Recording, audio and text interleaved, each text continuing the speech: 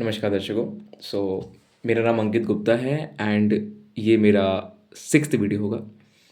आज हम एक ऐसे टॉपिक पे बात करने वाले हैं जो इतना ज़्यादा बाहर खुल के नहीं आया है।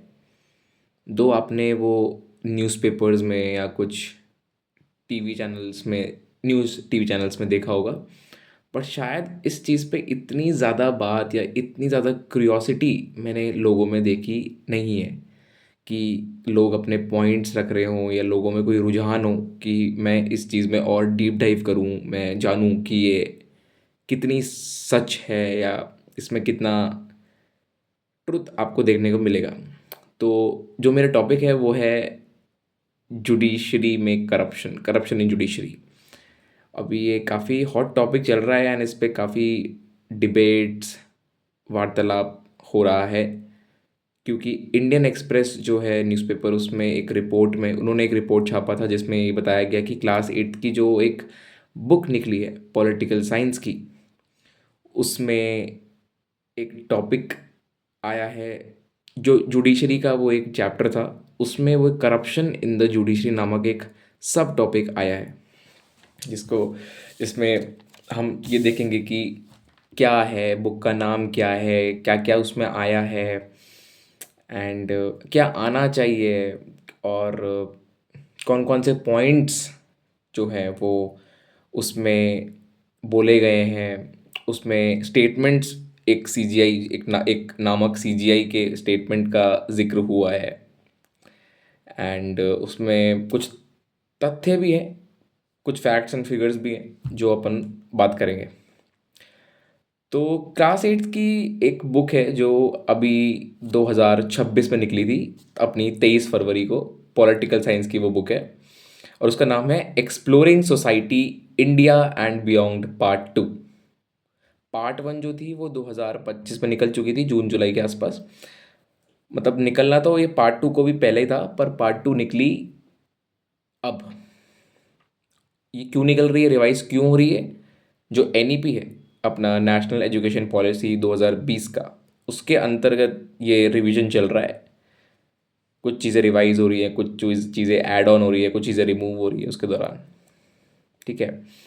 तो जैसे ये 23 तारीख को बाहर निकली, यहाँ से रिपोर्ट गई, इंडियन एक्सप्रेस के द्वारा पढ़ी गई, सीजीआई के पास और भी लोगों से उनके पास ये रिपोर्ट आई कि ये टॉपिक के बारे में बात किया हुआ है, करप्शन इन जुडिशरी के बारे में। उस पे अब देखो, केस तो चल रहा है। जो हमारे, जैसे मैं अभी इंडियन आर्टिकल में ही पढ़ रहा था, इंडियन एक्सप्रेस में ही पढ़ रहा था, 27 तारीख का वो पेपर था, कि उसमें दो हमारे एडवोकेट्स हैं, कपिल सिब्बल। मतलब उनको तो आपने काफ़ी सुना होगा, बहुत ज़्यादा वो पॉपुलर भी हैं और उनके स्टेटमेंट्स वगैरह भी काफ़ी पॉपुलर रहते हैं। और दूसरे जो मेरे एडवोकेट हैं वो है एएम सिंघवी जी। ये भी एक एडवोकेट है। और तीन बेंच जो है, सॉरी, जो बेंच है उसमें तीन जजेस हैं, इंक्लूडिंग द सीजीआई सूर्यकांत जी। वो जो हमारे इंक्लूडेड है, वो 53rd हमारे सीजीआई हैं, ये आप याद रखना, क्योंकि अभी आगे भी इसका मैं रेफरेंस दूंगा। तो उसमें क्या चीज़ बात की गई है कि हमारे करप्शन तो ठीक है, उसमें ये भी है कि बैकलॉग्स बहुत सारे हैं। बैकलॉग मतलब कि इतने सारे केसेस पेंडिंग है। इसका अगर मैं आपको डेटा बताऊं तो डेटा है कि 81,000 cases are left in supreme court, 62 lakhs cases are pending in the high courts, और 4 करोड़ के ऊपर cases are pending in the districts plus the subordinate courts. अब इसका कारण क्या है? पहला कारण कि जजेस कम है, जजेस का अपॉइंटमेंट इतना नहीं हो रहा है, जजेस का कम हो गया है। अभी आपने अगर सुना होगा कि जब आप 3 साल या 5 साल की एलएलबी डिग्री करते हो, तो उसके बाद पहले ये था कि आप जजेस का पेपर दे सकते, जज का पेपर दे सकते थे, पर अब ये रूल हो गया है कि आपको 3 साल के प्रैक्टिस करना पड़ेगा, उसके बाद आप पेपर दे पाएंगे। तो ये एक पहला रीज़न था कि जजेस का अपॉइंटमेंट कम हो रहा है। प्लस मेरे पास एक अपना लाइफ से रिलेटेड भी एग्जांपल है कि जो मेरे कज़न भैया हैं, ही इज़ ऑल्सो अ जज इन मजिस्ट्रेट कोर्ट, और मुझे अपने फादर के थ्रू पता चला कि he is handling 2 courts simultaneously, मतलब वो दो पोजीशंस को एक साथ देख रहे हैं साइमल्टेनियसली। तो अब सोचिए कि कितना, ये तो राजस्थान की बात है क्योंकि he is under Rajasthan government.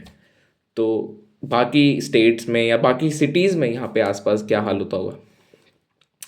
दूसरा है कि जो कॉम्प्लिकेटेड इनका प्रोसीजर है, फाइल वर्क हो गया या फिर डिलेज हो गए या फिर ऑफ्स हो गए या फिर बहुत भी अलग अलग रीजंस हैं कि थोड़ा कॉम्प्लिकेटेड, प्लस इंफ्रास्ट्रक्चर इतना बेहतरीन नहीं है, पुअर की एक एक इस्टेब्लिश्ड प्रोसीजर नहीं है कि आपको यही फॉलो करना है। हो सकता है कि वो चेंज होता रहो, डायनेमिक हो कि यार कभी ऐसा हो कभी ऐसा, तो जो वो थोड़ा प्रॉब्लम क्रिएट करता है।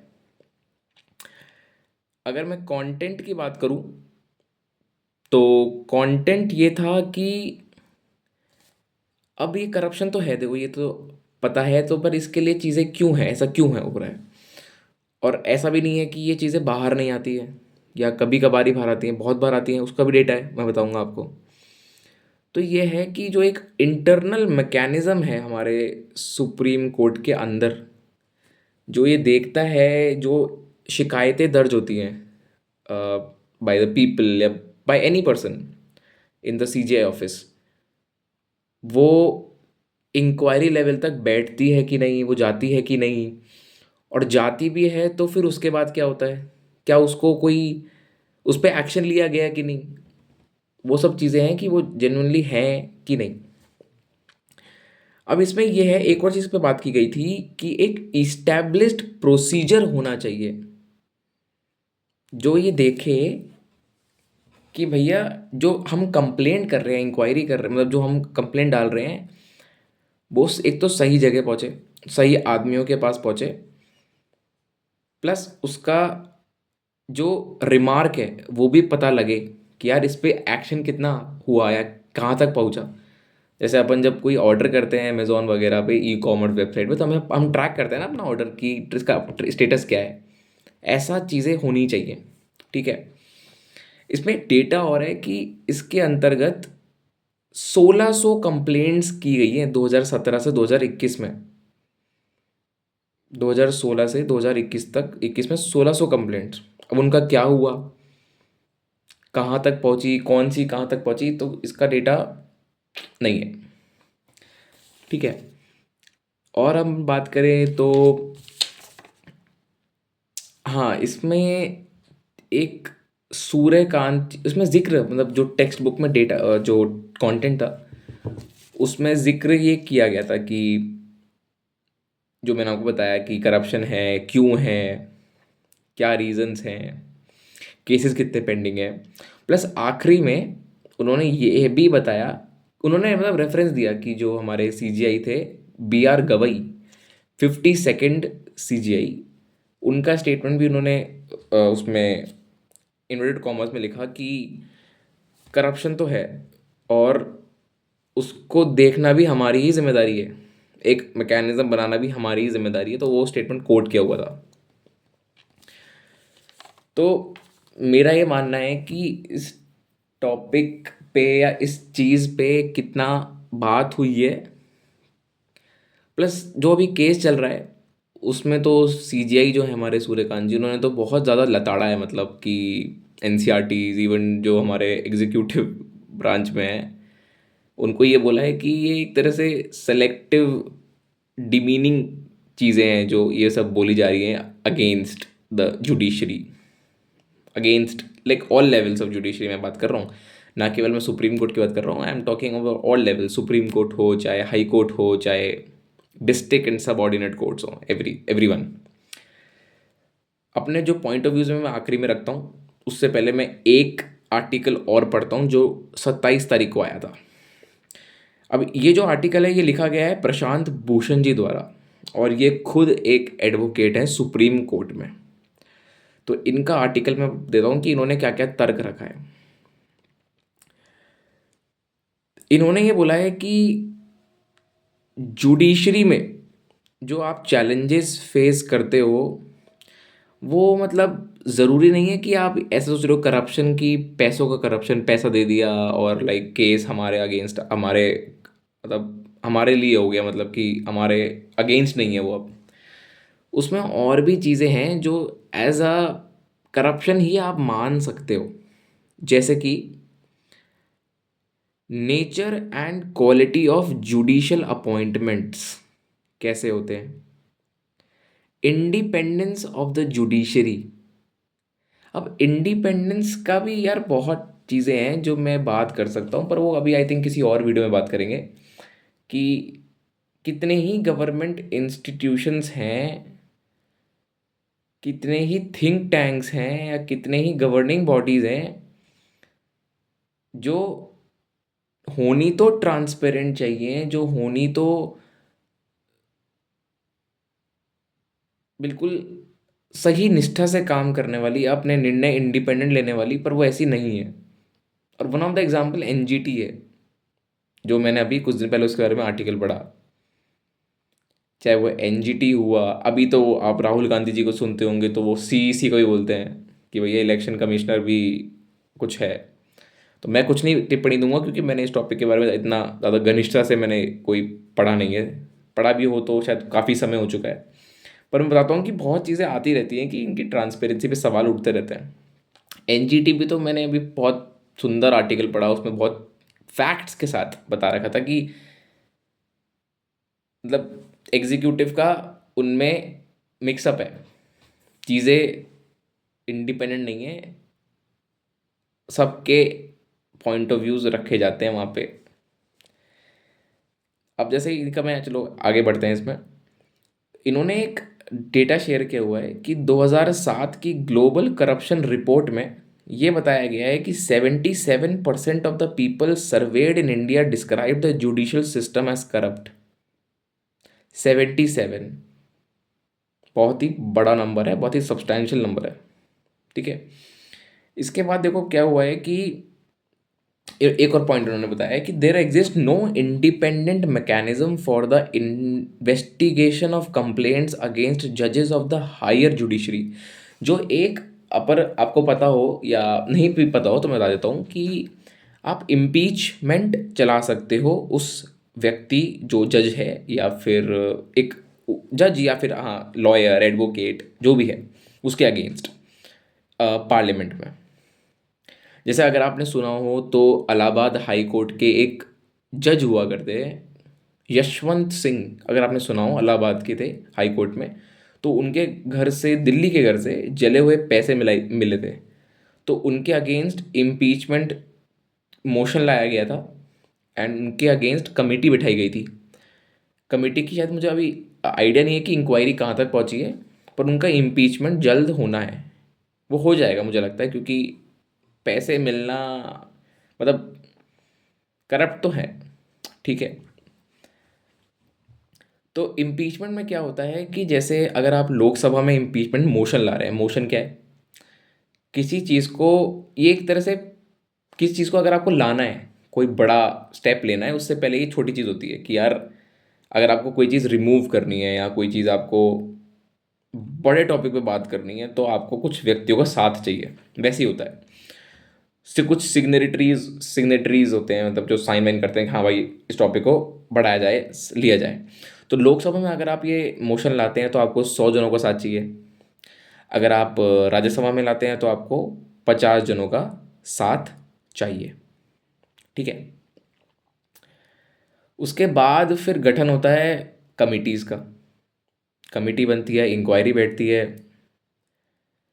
अगर वो कमेटी जो है वो ये बता दे कि हाँ ये करप्ट है, हाँ ये इसने जो चीज़ें इन पे इल्ज़ाम लगे थे वो सत्य हैं, तो फिर वो इम्पीचमेंट का प्रोसेस चालू होता है, जो स्पेशल मेजॉरिटी का है, चलता है विद इन द, जहाँ पे लाया हुआ है वहाँ पे चलता है लोकसभा में।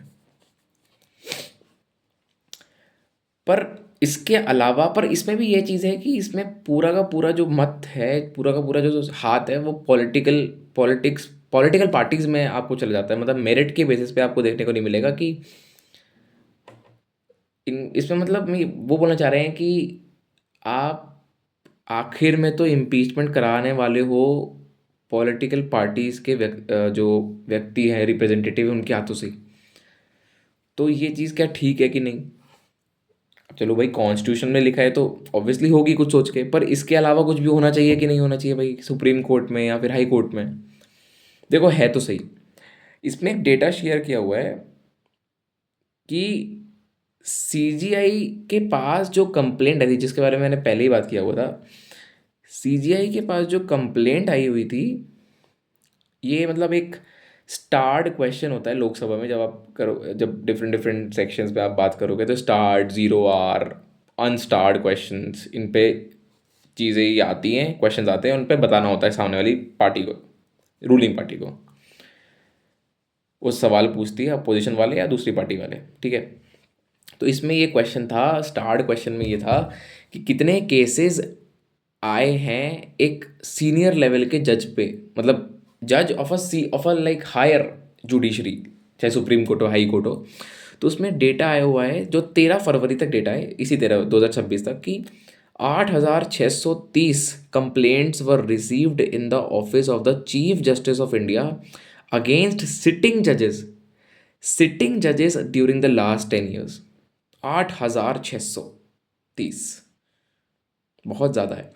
पर अब ये देखिए कि इनमें से कितने ही इंक्वायरी के लिए बैठते होंगे, मतलब बहुत सीरियस सीरियस, ये बता रहे हैं भूषण जी जो खुद एक एडवोकेट हैं, कि बहुत सीरियस सीरियस जो एलिगेशंस लगते हैं विद एविडेंसेस, उनका आता पता भी नहीं लगता कि कब वो बस निकल गए, कभी थे कभी नहीं थे। उनमें से भी बहुत चुनिंदा इंक्वायरी में ले जाते हैं, और इंक्वायरी के बाद भी ये कोई गारंटी श्योरिटी नहीं है कि उस पर कुछ बड़ा एक्शन लिया जाएगा ना, कि आखिर में वो मुद्दा एक बड़ा मुद्दा बनना चाहिए, जो कि पता ही नहीं लगता। अरे यशवंत जी के जब पैसे मिले थे तो वो एक बड़ा मुद्दा बन गया था, जिनके घर से पैसे मिले थे, इसलिए फिर वो पूरे देश में बढ़ता है उस चीज़ को लेके, तो फिर वो इम्पीचमेंट के मोशन तक पहुंचा, फिर अब इंक्वायरी तक पहुंचा। पर ये जब चीज़ें हैं, ये रोज़मर्रा की चीज़ों में नहीं आता, आप नहीं ध्यान दोगे, आप हर रोज़ नहीं जाओगे। हाँ, बस जो कंप्लेंट कर रहा है उसको पता होगा, या उसके जो जानने वाले उसको पता होगा, राइट। अब देखो और चीज़ क्या बोलते हैं कि जो मैंने आपको बताया कि पैसे वाला हिसाब तो है ही, और भी चीज़ें हैं जैसे कि डिस्क्रिशन हो गया। डिस्क्रिशन मतलब कि उम, कुछ ऐसे फैसले जो लिए गए हैं इनके द्वारा, जिनमें आप ये बोलो कि यार ये ठीक नहीं है, मतलब प्रॉपर एविडेंस को देखा नहीं गया है, या उसको नज़रअंदाज कर दिया गया हो, तो ये हो सकता है। नेपोटिज्म, नेपोटिज्म तो शायद हम देखते ही हैं, मतलब मैं अगर बताऊं तो जैसे हिराकी चली आती हो कि एक बंदे का बेटा, फिर वो भी इसमें लॉयर, फिर करते करते एडवोकेट, फिर मतलब जज पास हो गया, जज बन जाता है, फिर मतलब उसमें बेसिस पे नहीं एग्ज़ाम पास करना पड़ता है, ठीक है, वो और लोअर लेवल से चालू करना पड़ता है, लाइक प्रैक्टिस के लिए मैं बता रहा हूँ आपको, एड जैसे उसका एडवोकेट का हिराकी है, कन्फ्लिक्ट ऑफ इंटरेस्ट हैं, मिसयूज ऑफ अथॉरिटी है। और ऐसा नहीं है कि ये सिर्फ एक रिपोर्ट ने बोला है, ये जो मैं आपको बता रहा हूँ ये बहुत सारे सुप्रीम कोर्ट के जज, हाई कोर्ट के जज भी इस चीज़ पे बात कर चुके हैं, क्योंकि मैं बोल रहा हूँ हर कोई बंदा करप्ट नहीं है, हर बंदा करप्ट नहीं है, कुछ चुनिंदा लोग उनमें से करप्ट है। और ये बात सिर्फ जुडिशरी के लिए लागू नहीं होती है, जिसके लिए वो गुस्सा हो रहे हैं। मैं बता दूँ कि what the advocates are saying कि हम कंटेंट से नाराज़ नहीं है, हम कंटेंट से इतना वो नहीं है, हमारा जो हम जिससे गुस्सा है वो ये है कि सिर्फ जुडिशरी को ही क्यों पकड़ा गया है, बाकी सेक्टर्स भी तो कौन से कम हैं। सिबल जी पॉलिटिशियंस का नाम ले रहे हैं भाई, वो तो है ही, बाकी सेक्टर्स भी हैं, energy sector, like different different sectors में बता रहा हूँ। क्या करप्शन नहीं है उनमें भाई? सब में है, सब में है, छोटे से बड़े लेवल में सब में है, पर जुडिशरी को ही क्यों लपेटा? वो इस चीज़ पे गुस्सा ज़्यादा है, कंटेंट पे, क्योंकि content is all based on facts and figures, उसमें कोई भी ऐसी चीज़ नहीं है कि जो आप बोलो कि जो मन गढ़ंत है, नहीं, सब फैक्ट्स एंड फिगर्स के बेसिस पे है। अब आप ये देखिए कि अटॉर्नी जनरल थे इंडिया के वेणुगोपाल जी, उन्होंने भी ये बोला गया, उन्होंने भी ये सुप्रीम कोर्ट में बोला था कि मेरे पास 9 जजों के अगेंस्ट कंप्लेंट्स हैं, जो कि करप्शन में उनका नाम आया है इन द हायर जुडिशरी। अब बताओ। अब बात कर लेते हैं कि जैसे ये केस आया तो सीजीआई जो हैं हमारे उन्होंने या बाकी जो जजेस हैं उनका ये कहना है कि जैसे वन ऑफ द जो जज थे उनका ये कहना था कि ये कॉन्स्टिट्यूशनल इंटीग्रिटी को कनेक्ट नहीं करता है विद द बेसिक स्ट्रक्चर, जो इसमें कंटेंट है ये कनेक्ट नहीं करता है। अब जैसे अगर आप बोलो कि कॉन्स्टिट्यूशनल इंटीग्रिटी एक्सप्लेन करो क्या होता है, कॉन्स्टिट्यूशनल इंटीग्रिटी या फिर संविधान की अखंडता पे सवाल, जैसे बहुत चीज़ होती है ना कि जैसे अब यार अब ये जुडिशरी इज समथिंग या सुप्रीम कोर्ट इज समथिंग या हाई कोर्ट इज समथिंग जो इतना हाईएस्ट लेवल पे हम बात करते हैं कि यार ये बिल्कुल हाई लेवल ऑफ जस्टिस वाला केंद्र है कि यार और कहीं न्याय नहीं मिलेगा तो यहाँ तो मिलेगा। अगर मैं इसको ही क्वेश्चन करूँगा तो क्या मेरे देश की इंटीग्रिटी अखंडता पे सवाल नहीं उठेगा? ऑब्वियसली उठेगा। तो मैं अपना मत अभी बाद में रखता हूँ, अभी उन पे बात करते हैं कि उन्होंने क्या बोला। प्लस जब हम इन पे सवाल उठाते हैं तो जो हमारे डेमोक्रेसी के नॉर्म्स हैं, जो हमारे डेमोक्रेसी के नॉर्म्स है क्या उन पे सवाल नहीं आएगा? जो हमारी स्पिरिट ऑफ डेमोक्रेसी नॉर्म्स है कि यार हम तो अपने स्वतंत्र स्वतंत्र देश के लिए जाने जाते हैं, तो क्या वो चीज़ धूमिल तो नहीं हो रही है इस चीज़ में क्वेश्चन करने में? प्लस ये बोलते हैं कि मैं अपनी जुडिशरी को ऐसे बदनाम होते नहीं देख सकता, या देख सकता या नहीं होने दूंगा।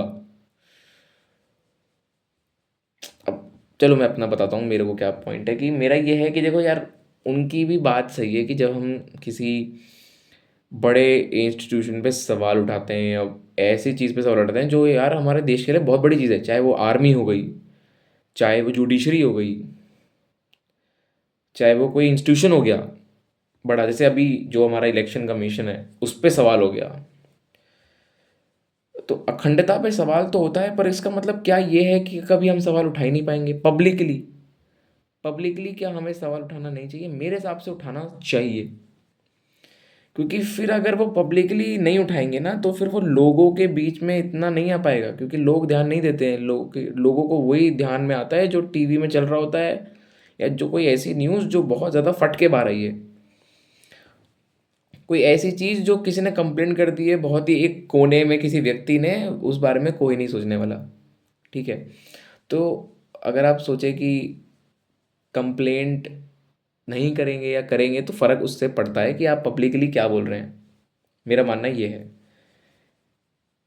प्लस उनकी बात ये है कि वो बोल रहे हैं कि, और उन्होंने तो ऑर्डर भी दे दिए कि एनसीईआरटी की जो टेक्स्ट बुक है उनको तो बंद भी करा दिया है, जो शायद, और जो जिन्होंने खरीदी थी उनको भी टेलीफोन किया गया कि भाई वापस दो, बेचेंगे बेचेंगे नहीं, मना कर दिया है। एनसीईआरटी खुद सॉरी मांग रहा है, जो एनसीईआरटी का जो एडमिनिस्ट्रेशन है वो खुद सॉरी मांग रहा है कि यार हमारी साइड से कोई गलती हो गई है।